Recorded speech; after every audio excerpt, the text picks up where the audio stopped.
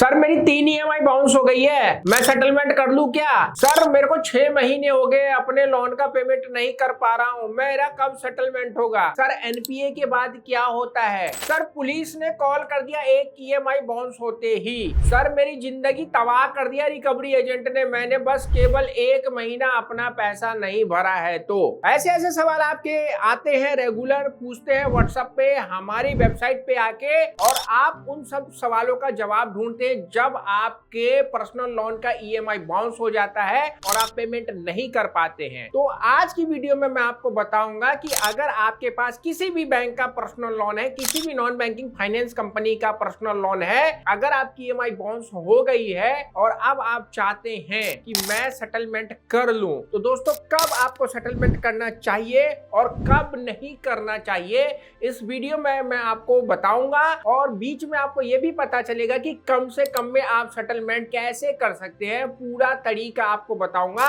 और बैंक आपका सेटलमेंट क्यों करेगा ये भी जानकारी आपको मिलेगी। तो चलिए स्टार्ट करते हैं। मैं हूं अब्दुल और आप देख रहे हैं।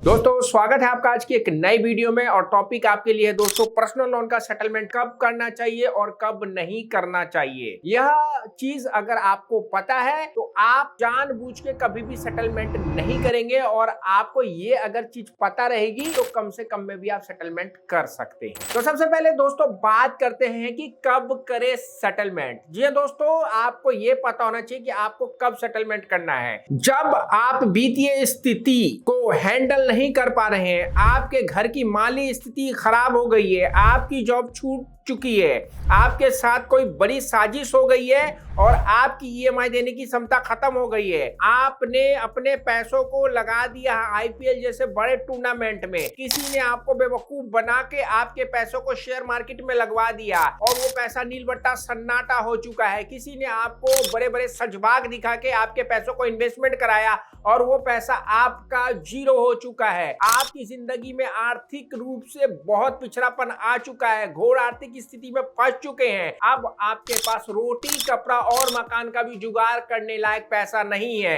बच्चों की फीस को आप नहीं भर पा रहे हैं, तो ऐसी स्थिति में आपको सेटलमेंट कर लेना चाहिए। क्योंकि दोस्तों ऐसी स्थिति जब आपके पास आती है तो रिकवरी एजेंट आपको कॉल करके आपकी जिंदगी को और तबाह करने में पूरा योगदान लगा देते हैं। रिकवरी एजेंट आपको क्यों परेशान करते हैं, अगर आपको नहीं पता है तो इस वीडियो को जाके देखा आपको पता चलेगा। लेकिन दोस्तों अगर आप इस स्थिति में ये सोचते हैं कि मैं अपनी जिंदगी को खत्म कर लूं, अपनी इह लीला को समाप्त कर लूं, मेरा सब कुछ ठीक हो जाएगा, तो ऐसा आप ना करें, क्योंकि इस जगह पे आपको सेटलमेंट करवाना एक अच्छा समाधान हो सकता है और आप सेटलमेंट करा के अपनी उस जिंदगी की सारी खुशियों को वापस ला सकते हैं जो सेटलमेंट से पहले नहीं थी। कैसे होगा आपको नहीं पता है तो दोस्तों हमारे चैनल पे आपको बहुत सारी वीडियो मिली होगी, हमने आपके लिए पूरी फ्री की सीरीज बना रखी है, प्ले लिस्ट में आप जाकर देख सकते हैं। और अगर आप चाहें तो प्ले लिस्ट नहीं मिल रहा है तो इस व्हाट्सएप पे आइए, हमारी टीम से फ्री में बात करिए, और आप अगर हमारे माध्यम से सर्विस लेंगे तो हम आपको कच के जाल से बाहर निकाल सकते हैं। और अगर आपको पढ़ने लिखने का शौक है ना तो वेबसाइट www.hktips.com पे विजिट करके आप उसके बारे में पढ़ सकते हैं, जो सिचुएशन को आप लोग हैंडल कर नहीं पा रहे हैं, हैंडल करने के सारे तरीके वेबसाइट पे बता रहे हैं, तो आपको इन स्थितियों में सेटलमेंट करवा लेना चाहिए। अब दूसरा दोस्तों आप लोगों को यह भी सवाल है कि कब सेटलमेंट नहीं करवाना चाहिए। जब आपके पास ईएमआई चुकाने के लिए पर्याप्त पैसे हो, यानी कि यदि आप ईएमआई का भुगतान कर सकते हैं, करंट सिचुएशन में आपका कोई पेमेंट डिले हो गया है या किसी आपके पार्टी ने पैसा नहीं दिया और अगले महीने वो पैसा आ जाएगा और आप उस पेमेंट को कर सकते हो, एक ईएमआई बाउंस हो गई है, तो आपको यहाँ पे सेटलमेंट नहीं करना है। नेक्स्ट मंथ आप दोनों पेमेंट, दोनों ईएमआई को भर के अपने लोन को रेगुलर करके आप अपने सिविल को अच्छा रखने की कोशिश करिए। जब आपका क्रेडिट स्कोर अच्छा होता है तो सेटलमेंट आपको नहीं नहीं करना है। इमरजेंसी आ गई है, क्रेडिट कार्ड का पेमेंट नहीं कर पा रहे, लोन की ईएमआई बाउंस हो गई है, तो आप अपने क्रेडिट स्कोर के बिहाफ पे एक लोन या दो लोन या तीन लोन को एक लोन में कन्वर्ट करके आप उस लोन की ईएमआई यानी कि सिंगल ईएमआई करके आप अपने सिविल को ठीक ही रखे।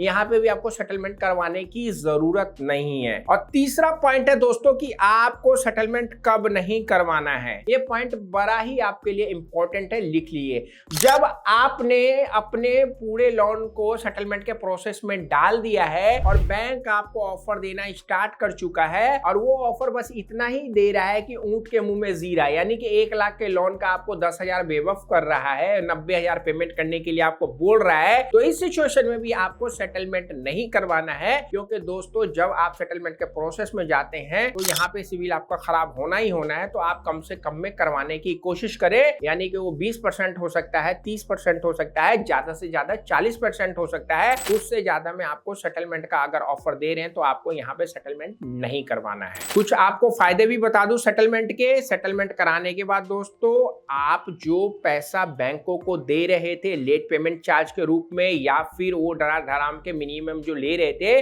उस नुकसान से आप बच सकते हैं। आप अगर सेटलमेंट करा लेते तो पता है आप डिफॉल्टर होने से बच सकते हैं। आपको पता है कि डिफॉल्टर और विलफुल डिफॉल्टर में क्या फर्क है, आरबीआई ने क्या उनके लिए गाइडलाइन ला दिया है। नहीं अगर आपको पता है तो व्हाट्सएप में आइए और उसका आप पूरे का पूरा पीडीएफ लेके पढ़िए कि डिफरेंट क्या है डिफॉल्टर और विलफुल डिफॉल्टर में। और आप अगर सेटलमेंट के प्रोसेस में जाते हैं तो लोन के ट्रैप से जल्दी आप मुक्त होकर अपनी जिंदगी को शांति से गुजार सकते हैं। तो दोस्तों ये कुछ चीजें थी कि आपको कब लोन सेटलमेंट करवाना है और कब लोन सेटलमेंट नहीं करवाना है, जो आपको पता होना चाहिए। आप अपनी जिंदगी में लक्ष्य बनाइए। अगर आप लोग आईपीएल के मैच की वजह से, शेयर मार्केट की वजह से या किसी फ्रॉड की वजह से लोन के ट्रैप में फंस गए तो जल्दी से जल्दी निकलने की कोशिश करिए। फ्री में आपके लिए प्लेलिस्ट है और अगर आप हमारी सर्विस के माध्यम से करवाना चाहते हैं तो देर किस बात की, आइए व्हाट्सएप में अपॉइंटमेंट लीजिए, फ्री में बात करिए, कोई पैसा नहीं लगे। लेकिन अगर आप हमारी सर्विस लेंगे तो हम आपको कर्ज के जाल से बाहर निकाल देंगे। मिलते हैं नेक्स्ट वीडियो में, शेयर का ख्याल रखिए। सी यू।